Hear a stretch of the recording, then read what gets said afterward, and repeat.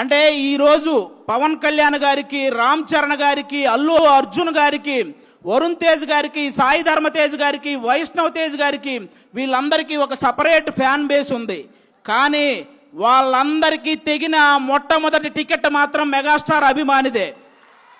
ఇది అందరూ గుర్తుపెట్టుకోవాల్సిన విషయం. వాళ్ళకే కాదు, సినిమా తీయడానికి వచ్చేవాడికి, సినిమా రాయడానికి వచ్చేవాడికి, సినిమా చెయ్యడానికి వచ్చేవాడికి, అసలు సినిమా అంటే పడి చచ్చే ప్రతి ఒక్కడికి ఆయన ఇన్స్పిరేషన్. అలాంటి మెగాస్టార్ అభిమానులందరిని ఉద్దేశించి చెప్పిన గొప్ప మాట ఏంటో తెలుసా?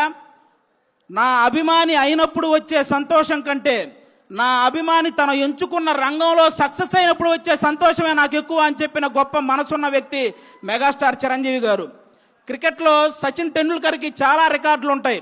తక్కువ వయసులో వచ్చాడని, ఎక్కువ సెంచరీలు చేశాడని, అలాగే గెలుపు కోసం తన ఒంటి మీద గాయాలను సైతం లెక్క చేయడని, ఎంత ప్రెజర్ ఉన్నా సరే కూల్గా ఉంటాడని, ఇలాంటి రికార్డులు చాలా ఉన్నాయి. కానీ తక్కువ వయసులో వచ్చాడు అన్న రికార్డుని వైభవ్ సూర్యవంశీ వచ్చి బీట్ చేశాడు. ఎక్కువ సెంచరీలు చేశాడు అన్న రికార్డును విరాట్ కోహ్లీ వచ్చి బీట్ చేశాడు. గెలుపు కోసం తన గాయాలను సైతం లెక్క చేయడం అన్న రికార్డును యువరాజ్ సింగ్ వచ్చి బీట్ చేశాడు. ఎంత ప్రెజర్లో ఉన్నా కూల్గా ఉంటాడు అన్న రికార్డుని ఎంఎస్ ధోని వచ్చి బీట్ చేశాడు. అలాగే సినిమాల్లో చిరంజీవి గారికి కూడా కొన్ని రికార్డులు ఉన్నాయి. అదిరిపోయే డ్యాన్స్, అద్భుతమైన యాక్టింగ్, చెక్కు చెదరని ఫ్యాన్స్, కొన్ని కోట్ల మందికి ఇన్స్పిరేషన్, కొన్ని వేల మందికి సహాయం, జంజీ బ్యాచ్ కూడా జై చిరంజీవి అనే వ్యక్తిత్వం, ఇలాంటి రికార్డులు చాలా ఉన్నాయి. కానీ ఈ రికార్డులను మాత్రం ఇంతవరకు ఎవరు టచ్ కూడా చేయలేదు. అది అలాంటి రికార్డులు సృష్టించాడు మెగాస్టార్ చిరంజీవి గారు. చాలామంది అనుసరించారే తప్ప ఆ రికార్డులను ఎవ్వరూ బీట్ చేయలేదు.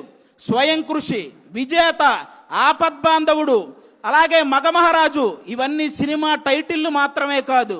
చిరంజీవి గారి జీవితం స్వయం కృషితో పైకొచ్చాడు, విజేతగా నిలిచాడు, ఆపద్బాంధవుల్లా అందరినీ ఆదుకున్నాడు, మగమహారాజులా బ్రతుకుతున్నాడు. అది మెగాస్టార్.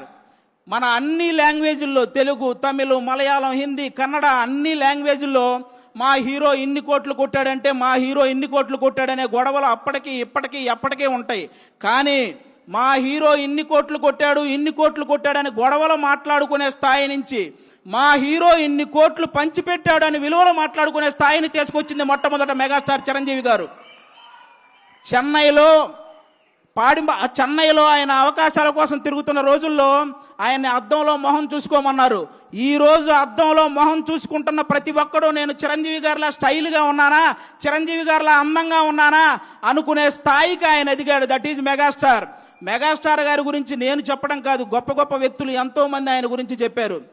అన్ని లాంగ్వేజ్ల్లో 40,000కు పైగా సాంగ్స్ పాడిన నంబర్ 1 పొజిషన్లో ఉన్న ఎస్పి బాలసుబ్రహ్మణ్యం గారు ఆయన గురించి చెప్పిన మాట ఏంటో తెలుసా? నేను పాడిన పాటకి అద్భుతమైన గ్రేస్ని యాడ్ చేసే ఏకైక స్టార్ మెగాస్టార్ అని. ఈరోజు పాటల రచయితలందరికీ గురువుగా ఉన్నటువంటి వేటూరి సుందరరామూర్తి గారు చెప్పిన మాట ఏంటో తెలుసా? నేను రాసిన పాటకి న్యాయం చేసే ఏకైక స్టార్ మెగాస్టార్ అని.